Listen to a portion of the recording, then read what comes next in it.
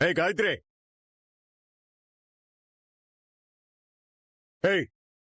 మళ్ళీ ఏ మొహం పెట్టుకుని వచ్చావే? వాడి కళ్ళ ముందే ఇంకోటితో ఉంగరం తొడిగించుకుని పరాయిదాని అయిపోయావు కదా, ఇంకా ఇంటికి ఎలా వస్తావు? ఇంకొక్క క్షణం ఎక్కడున్నా ఏం చేస్తానో నాకే తెలీదు. నీ మూలంగా నా కొడుకు ఏమైపోతాడో అర్థం కావట్లేదు. మాటి మాటికి వచ్చి వాడి గాయాన్ని పెద్ద చేయకో. మాట్లాడకే, ఇంకేం మాట్లాడుకో. నువ్వు ఇక్కడికి రావడానికి వీల్లేదు. నడుస్తావా లేదా? నేనింకొకడితో కలిసి నడవడానికి సిద్ధంగా లేను. భావస్థానంలో ఇంకొకరిని ఊహించుకోలేను.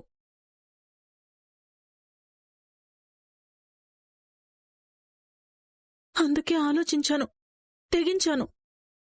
ధైర్యం చేసి నా బావ కోసం ఆ ఇల్లు వదిలి వచ్చేశాను. బావని పెళ్లి చేసుకుని నేనిక్కడే ఉంటాను.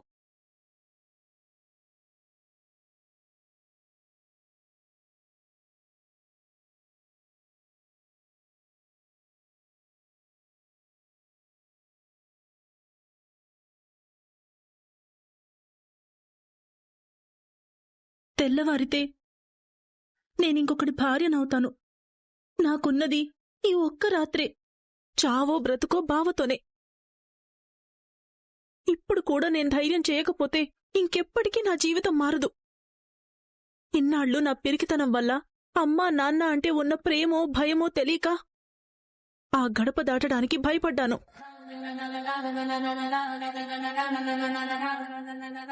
ఇప్పుడు నా మనసులో ఎలాంటి భయాలు లేవు, ఎలాంటి సందిగ్ధం లేదు. నాకేం కావాలో స్పష్టంగా అర్థమైంది.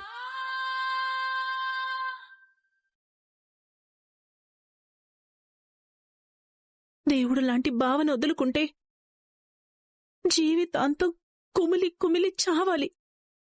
అది నా వల్ల కాదు బావా. ఈ దేవుడు ఆ గుళ్ళో ఎదురు చూసేటప్పుడు దేవుళ్లా కనిపించలేదా? ఈ దేవుడు నీ మాటలు నమ్మి పెళ్లి కొడుకై ఎన్నో ఆశలతో మంగళసూత్రం పట్టుకుని నీకోసం ఎదురు చూసేటప్పుడు గుర్తుకు రాలేదా? ఇప్పటి ఈ దేవుడు అప్పుడెందుకు దేవుళ్లా కనిపించలేదు? కనీసం మనిషిగా కూడా ఎందుకు చూడలేదు? పెళ్లి చేసుకోవడానికి ఎందుకు రాలేదు? పెళ్లి చేసుకోవడం ఇష్టం లేదని ఎందుకు చెప్పావు? కత్తిపీట గొంతు మీద పెట్టుకుని నాకు జన్మనిచ్చిన తల్లి ప్రాణాలు తీసుకుంటానంటే నా సుఖం కోసం, నా సంతోషం కోసం నా తల్లిని చంపుకోలేక ఆగిపోయాను. గడపలో నేనున్నాను, గడప బయట మీరున్నారు. గడప లోపల మా అమ్మ గొంతు కోసుకోవడానికి సిద్ధంగా ఉంది. నేనా క్షణం గడప దాటితే నిజంగానే మా అమ్మ పంతానికి పోయి ప్రాణాలు తీసుకునేది. ఏం చెయ్యలేని పరిస్థితుల్లో నిజం చెప్పలేకపోయాను, ధైర్యం చెయ్యలేకపోయాను.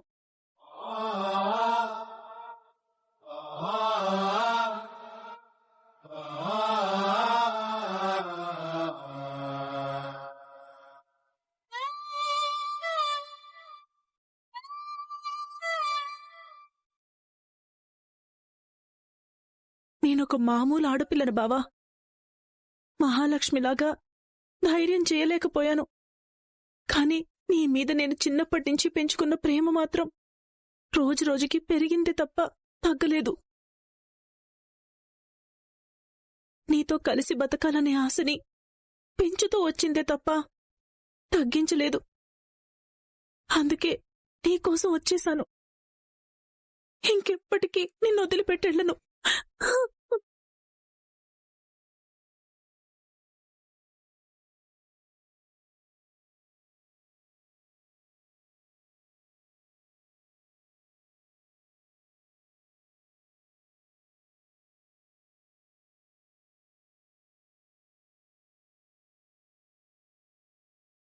వదలవే, వదలా.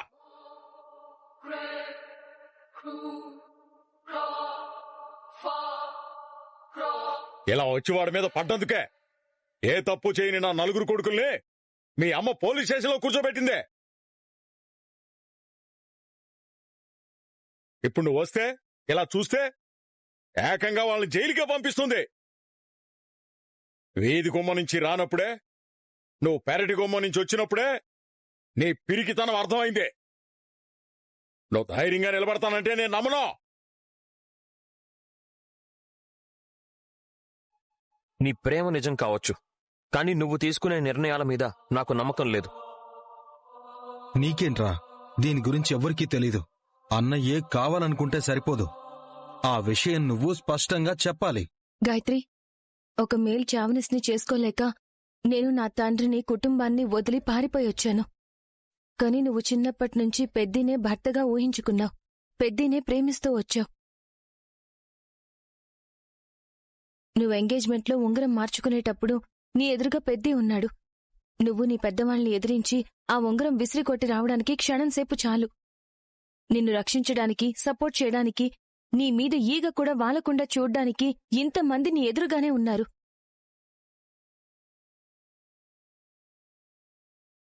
పగటిపూట నీ కళ్ళెదురుగా ఉన్నప్పుడు పెద్ది ఎదురుగా ఇంకొకరి వేలికి ఉంగరం తొడిగావే, అప్పుడు రాని ధైర్యం ఈ చీకట్లో పెరటి గుమ్మం నుంచి ఎలా నడిచొచ్చింది? మహాలక్ష్మి, అదంతా ఈ రోజుతో పోయింది. ఆ భయం, ఆ పిరికితనం అంతా అక్కడే వదిలేసి నేనిప్పుడు గట్టి నిర్ణయంతో వచ్చాను. ఇప్పుడు ఆ దేవుడు దిగొచ్చి చెప్పినా నేనాగను. నేను నమ్మను.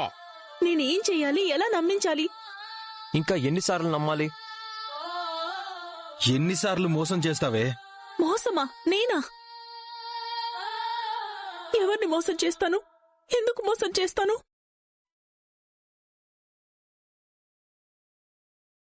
నిన్నటి వరకు నేను తల్లి చాటు ఆడపిల్లగానే హద్దులు దాటడానికి భయపడ్డాను. కాని వాళ్ల పెద్దరికం హద్దులు దాటి జీవితాంతం నేను కుమిలిపోయేలా చేస్తుంటే ఇంకా నేను వాళ్ళు గీసిన గీత దాటకుండా పిరికిదాన్లా ఉండిపోవాలా?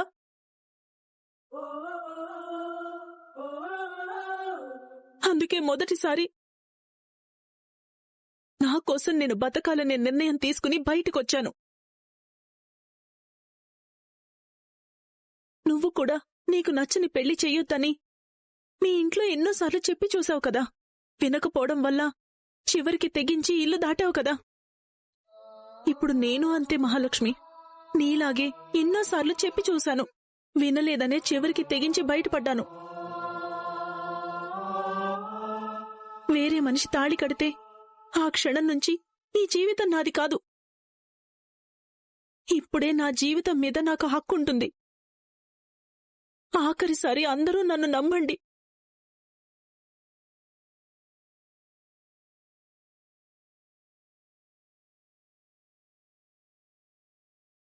నన్నిప్పుడు నమ్మకుండా పంపిస్తే నేనెప్పటికీ ఇలా రాలేను. వచ్చే అవకాశం కూడా ఉండదు.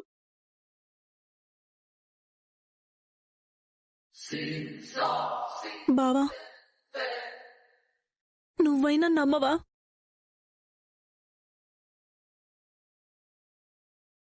కన్నా, నిన్ను నేను చిన్నప్పటినుంచి ఎలా ఎత్తుకు ఆడించానో గుర్తులేదా? రే, మీ అన్నయ్యని చేసుకోమని ఒక్క మాట చెప్పలేవా?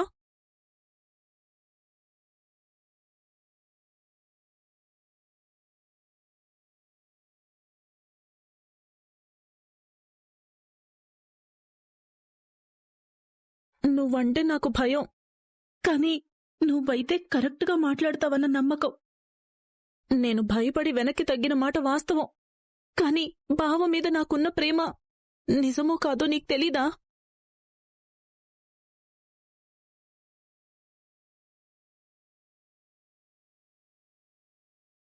చక్రి, నాకు తెలుసు మీ అందరికీ మొదట్నుంచి మా ఇద్దరికీ పెళ్లి చేయాలనుందని. మీరు ధైర్యం చెప్పిన ప్రతిసారి నేను పిరికితనంతో వెనక్కి తగ్గాను. ఇప్పుడు నేను ధైర్యం చేసి వస్తే నన్ను నమ్మడానికి మీరెవరూ సిద్ధంగా లేరు.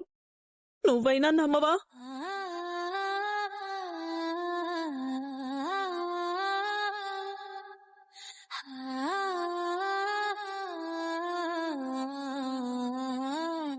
చిన్నప్పటినుంచి మా అమ్మకు తెలియకుండా నా కోసం ఎన్నో కొనిపెట్టావు. నీ మేనకోడలనే కదా, నీ రక్త సంబంధం అనే కదా. మా అమ్మ మీద నీకున్న కోపం నా మీద నువ్వెప్పుడూ చూపించలేదు. మరి నేనే వచ్చి బావతో పెళ్లి చేయమంటున్నాను. చేస్తావా లేదా? పిరికితనం పోయిందా? పోయింది. ధైర్యంగా నిలబడగలవా? మీ అమ్మా నాన్నొస్తే లెక్క చేయను. వెనకడుగెయ్యవు కదా?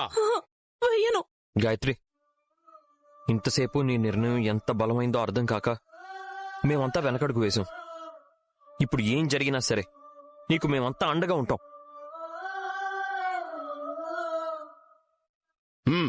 రా, ఇది నీకోసమే పుట్టిందంట. ఈ చేతిని వదలకు.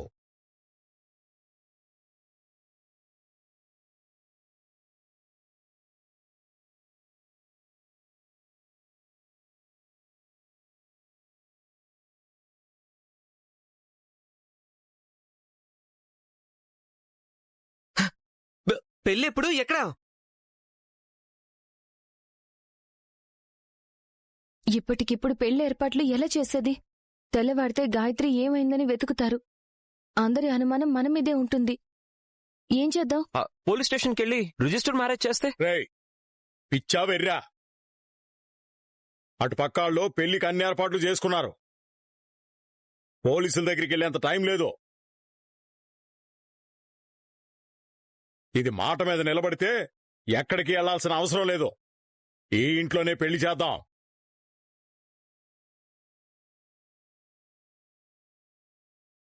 ఒరే కన్నా, తలుపులు మూయరు నువ్వు. ఏ ఇంట్లో అయితే పెళ్లిళ్లే జరగని శాపం పెట్టిందో అదే ఇంట్లో దాని కూతురుతోనే నేను పెళ్లి జరిపిస్తాను. ఈ ఇంట్లోనా? అమ్మా, నీ చేత్తో దీపం వెలిగించు. అగ్ని సాక్షిగా పెళ్లి జరుగుతుంది. దైవ సాక్షిగా పెళ్లి జరుగుతుంది. మరి తాళి? ఒక్క నిమిషం.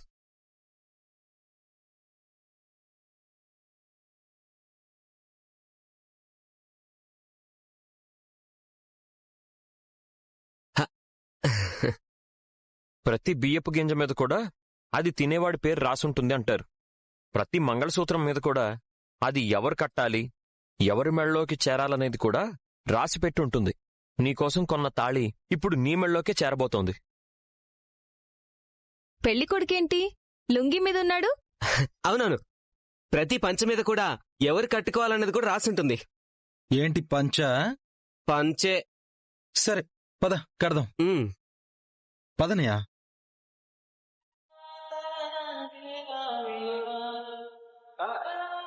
ఇప్పుడు దీని మీద నాకు నమ్మకం వచ్చింది.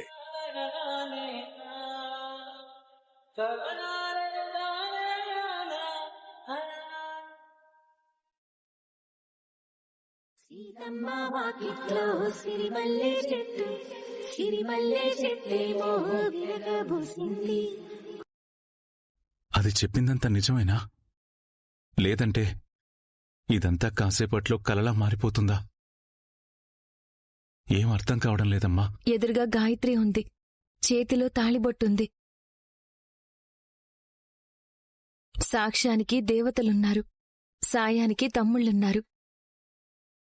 మీ ఇద్దరికీ పెళ్లి చెయ్యాలని తపనపడి ఇప్పుడు ఆ కోరిక తీరుతున్న ఆనందంలో నేనున్నాను.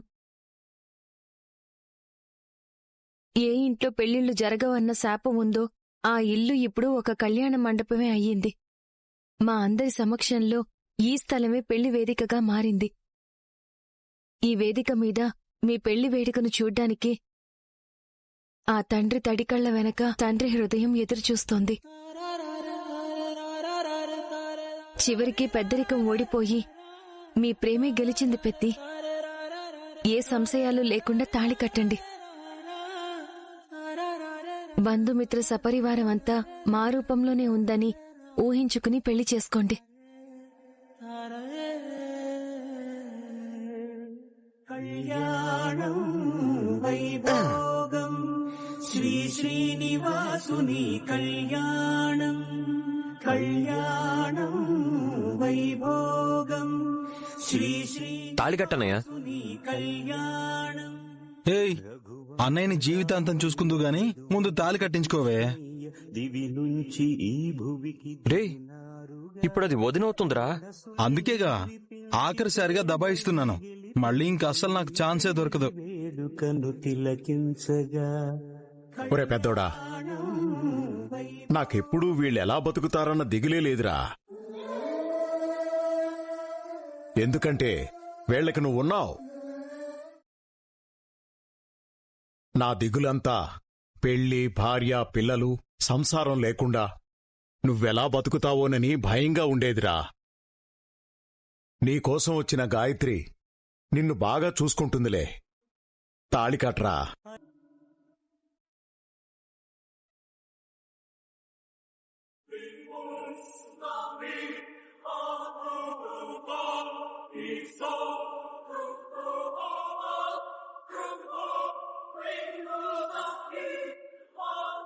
రేయ్,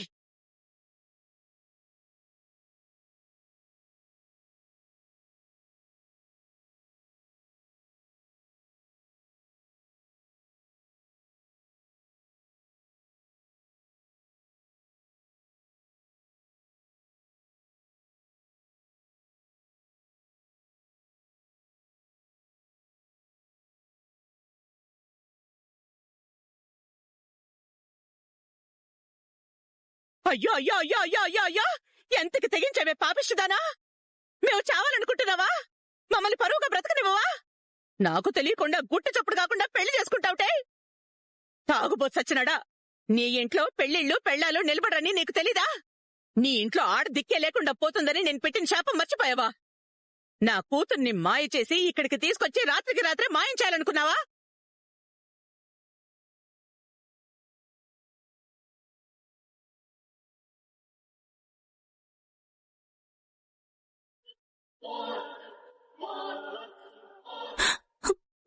బావా, నన్ను పంపించొద్దు, నేను వెళ్ళను. రై, నువ్వెంత, నీ బతుకెంత? దాన్ని పెళ్లి చేసుకుంటే అది ప్రాణాలతో ఉంటుందనుకుంటున్నావా? నీ ఇంట్లో ఒకత్తి చచ్చింది, ఒకత్తి లేచిపోయింది. దీన్నేం చేద్దామనుకుంటున్నావురా? తాయారు, నువ్వు గాయత్రిని ముందు ఇంటికి తీసుకెళ్ళు. అత్తయ్య, దయచేసి గాయత్రిని వదిలే. మేమిద్దరం ఒకరి కోసం ఒకరం పుట్టాం. మమ్మల్ని విడదీయొద్దు అత్తయ్య, ప్లీజ్. రేయ్, ఏంట్రా వాగుతున్నావు? నిన్ను చంపి జైలుకనే వెళ్తాను కాని నీకు మాత్రం నా కూతురునివ్వను. చక్రి, ఇది పగదేహం పైసగదాహం పని లోపల మోరుకి సన్నాహం అచ్చురగణ శాస్త్రం గర్జన పిడుగాస్త్రాసుల కత్తుల యుద్ధం శత్రువు సిద్ధం ఇది మారణహోమం.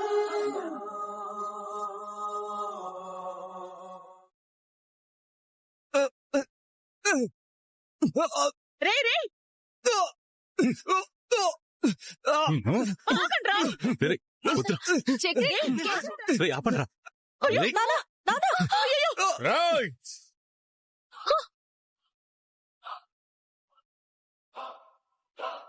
నాన్న,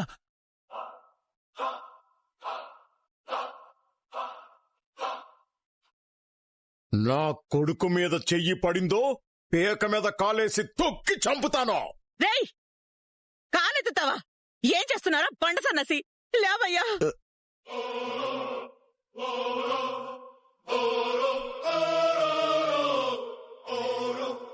మా అన్నయ్య మీద చేయి చేసుకున్నా, ఈ పెళ్లి ఆపాలని ప్రయత్నం చేసినా, గాయత్రిని తీసుకుపోవాలని చూసినా మా ఇంట్లోనే వీణ్ణి చంపి పారేస్తాం.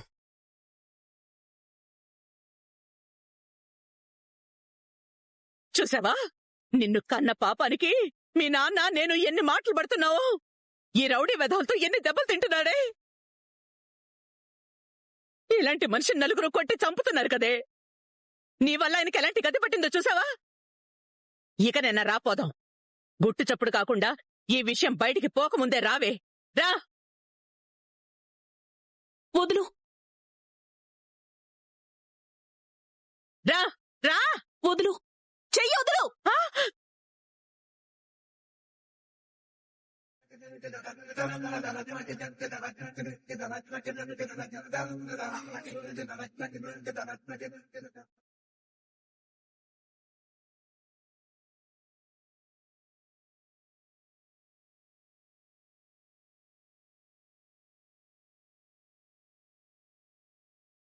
మీరు డబ్బులో సుఖం ఉందనుకుంటున్నారు, ఆస్తుల్లో అంతస్తుల్లో సంతోషం ఉందనుకుంటున్నారు. కాని నేను ప్రేమించిన మనిషితో జీవితం పంచుకుంటే చచ్చేదాకా సుఖంగా సంతోషంగా ఉంటానని మీరెందుకు అనుకోవట్లేదు?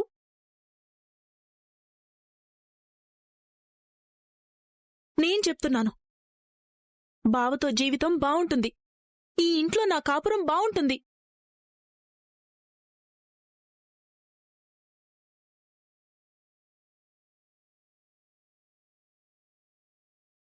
ఉన్నంతలో అందరం కలిసే ఉంటాం, కలిసే తింటాం, ఆనందంగా ఉంటాం. వెళ్ళండి, నన్ను మర్చిపోయి వెళ్ళిపోండి. ఏయ్, ఏం మాట్లాడుతున్నావే?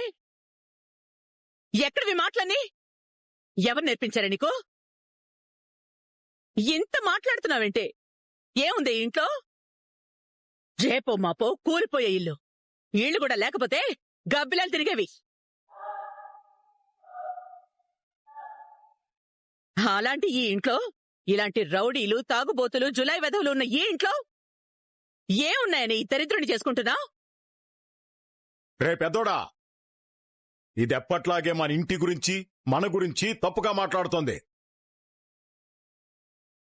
దీని కళ్ల ముందే ఇది పెట్టిన శాపం పోయేలా ఇదే ఇంట్లో గాయత్రి మెడలో తాళి కట్టో.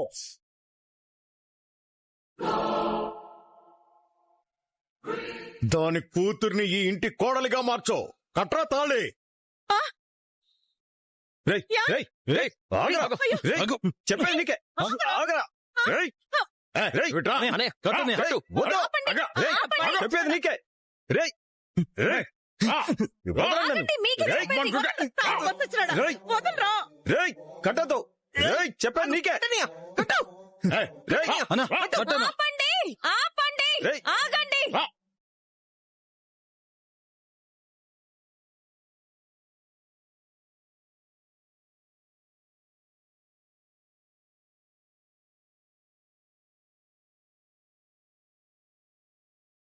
మీరెంత కొట్టుకు చచ్చినా గాయత్రి ఇష్టపడొచ్చింది కాబట్టి ఈ పెళ్లి జరిగి తీరుతుంది. మీ అమ్మాయిని ఎవరూ మాయమాటలు చెప్పి తీసుకురాలేదు, బలవంతంగా ఎత్తుకుని రాలేదు. తనంతట తాను ఆ పెళ్లి ఇష్టం లేదని, మా పెద్ది అంటేనే ఇష్టమని పెళ్లి చేసుకోమని వచ్చింది.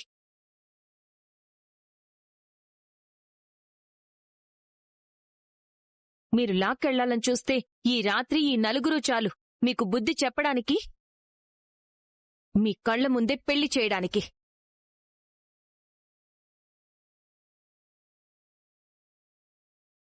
నేనిప్పుడు పోలీసులకి ఫోన్ చేశానంటే వాళ్లే వచ్చి వీళ్ల పెళ్లి చేస్తారు.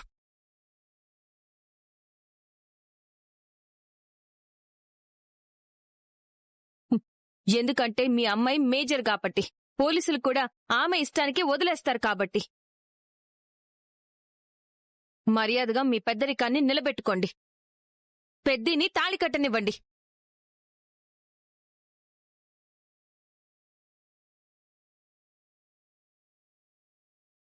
చక్రి,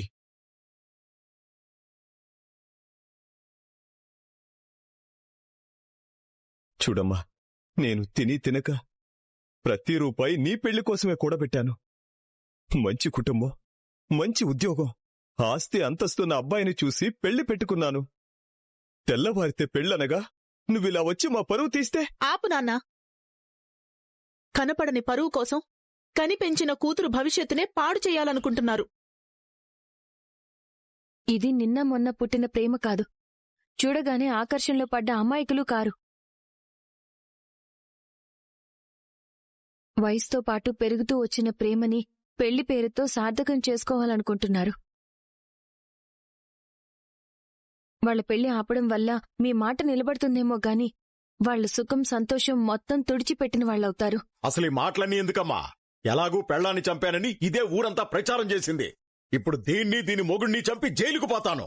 రే పెద్దోడా, తాళి కట్రా. రేయ్, అమ్మా, ఇందులో నీ తప్పు లేదని, నాన్న తప్పు లేదని ఆ పెళ్లి వాళ్ల ముందు చేతులు జోడించి క్షమాపణ అడుగుతాను. ఇంకా ఆపవే. నోర్మోయ్. ఏం మాట్లాడుతున్నావే? మంతగాని పోయిందా నీకు? పాపిష్టిదానా, పాపిష్టిదానా. ఆగండి. మీరు అసలు కన్న తల్లేనా? ఇప్పుడే నేను పోలీస్ కంప్లైంట్ ఇస్తాను. మీ ఆయన దుబాయ్ కూడా వెళ్లకుండా చేస్తాను.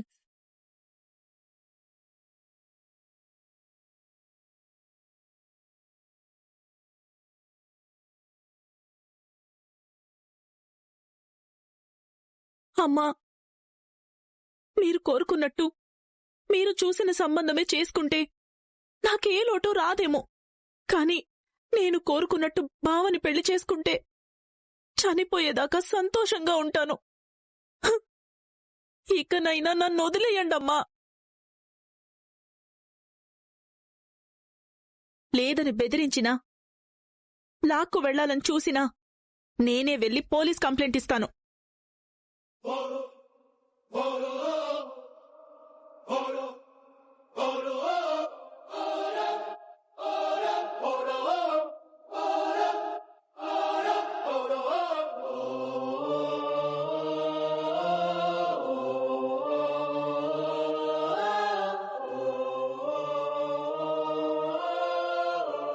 బాబు, ఒక్క నిమిషం నాతో లోపలికొస్తావా?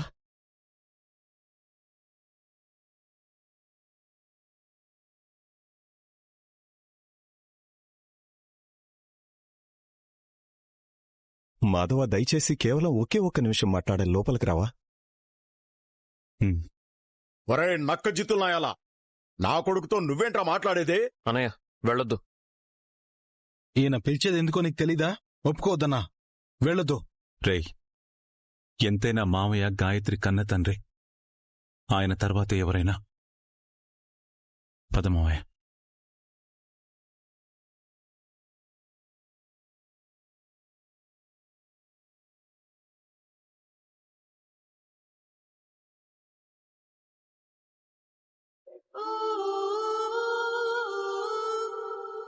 మాధవ, అయ్యో, అరే మావయ్య, ఏంటిది మావయ్య, లేవండి.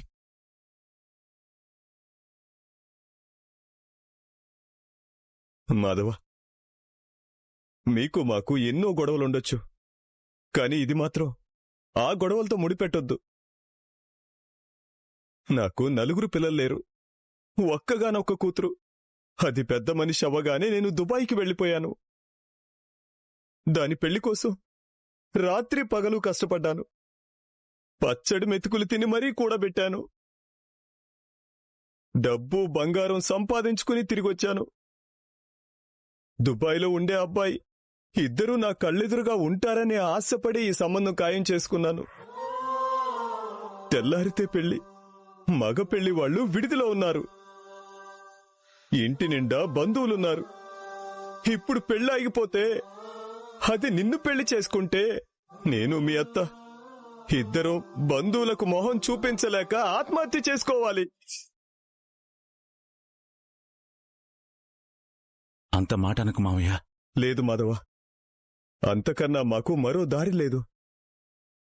ఆడపిల్లని సరిగ్గా పెంచలేదని అందరూ నా మొహం మీద తిడతారు. పెళ్లి కూతురు లేచిపోయి ఇంకొకరిని పెళ్లి చేసుకుందని తెలిస్తే పెళ్లి కొడుకు తరఫు వాళ్ళు ఇంటి మీద దాడి చేస్తారు. దుబాయ్ కూడా పనికి వెళ్లలేను. పెళ్లి కొడుకు అక్కడ అందరికీ చెప్తాడు. పని చేసే చోటు కూడా నాకు విలువ ఉండదు. దయచేసి దానికి నచ్చచెప్పి పంపించు మాధవ, పంపించు.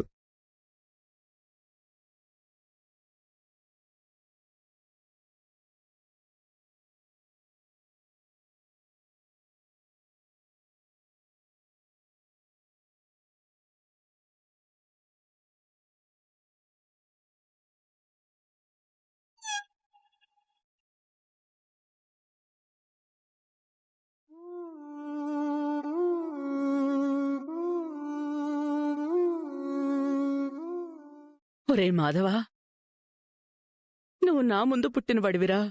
కాని ఇవాళ నేనే నీ కాళ్ళు పట్టుకుంటాను. అయ్యో అత్తయ్య, ఏంటిదత్త? అదేం ఆలోచించట్లేదురా. మా పరిస్థితి ఏమవుతుందో పట్టించుకోవడం లేదు. రేపొద్దున పెళ్లి పెట్టుకుని అది ఇక్కడికొచ్చిందని ఒక్కళ్ళకి తెలిసినా మా మీద రాళ్ళేసి కొడతారా. అందరూ అసహించుకుపోతారు. మేము వీధుల్లో తలెత్తుకుని బతకగలవా? నువ్వే చెప్పు. నువ్వు నచ్చ చెప్తేనే అది వింటుంది. నువ్వు వెళ్ళమని చెప్తేనే అది మాతో వస్తుంది. నన్నే నమ్మి